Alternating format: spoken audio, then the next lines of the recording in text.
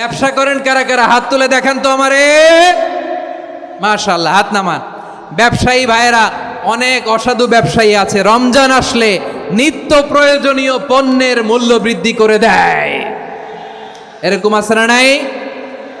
এগুলো করবেন না, মজুতদারি করবেন না, পণ্যের কৃত্রিম সংকট বাজারে করবেন না। আপনি লাখ টাকা কামায়া ভাবছেন যে রোজাদারদের কষ্ট দিয়ে ধনী হবেন, এমন রোগ আল্লাহ আপনারে দিবে, কোটি টাকা দিয়েও আপনি হাসপাতালের বিল পরিশোধ করার ক্ষমতা আপনার হবে না। খবরদার। শেষ বয়সে দেখবেন কি কষ্ট আপনার হয়। আপনি রোজাদারদের কষ্ট দিয়েছেন, আল্লাহ আপনার সুখে রাখবে? আল্লাহর দোহাই লাগে, আমার ব্যবসায়ী ভাইয়েরা এটা করবেন না। আরব বিশ্বে আমরা দেখেছি, আরব বিশ্বের ব্যবসায়ীরা সারা বছরে ব্যবসা করে, রমজানে ভর্তুকি দেয়।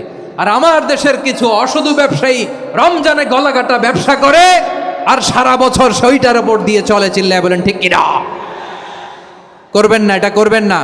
নিত্য প্রয়োজনীয় পণ্যের মূল্য বৃদ্ধি করা হারাম, পণ্যের কৃত্রিম সংকট তৈরি করা হারাম, মজুতদারি করা হারাম, রোজাদারদেরকে কষ্ট দেয়া হারাম। এটা করবেন না।